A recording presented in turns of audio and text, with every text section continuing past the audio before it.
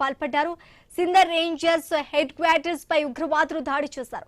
ఉగ్రవాదిలో 9 మంది మృతి చెందగా పలువురు తీవ్రంగా గాయపడ్డారు. దాడులకు పాల్పడింది తామేనంటూ జమాత్ ఉల్ అహ్రార్ సంస్థ ప్రకటించింది.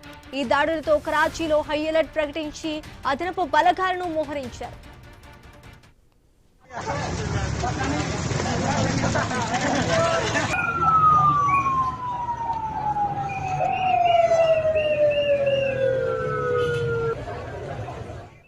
పాకిస్తాన్ లో టెర్రరిస్టులు రెచ్చిపోతున్న పరిస్థితి కూడా మనం స్క్రీన్ పైన చూస్తున్నాం. కరాచీపై ఉగ్రవాదులు ఆత్మాహుతి దాడులకు పాల్పడ్డారు.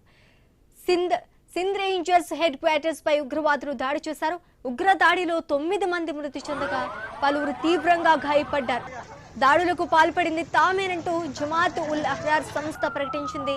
ఈ దాడులతో కరాచీలో హై అలర్ట్ ప్రకటించి అదనపు బలగాలను మోహరించారు.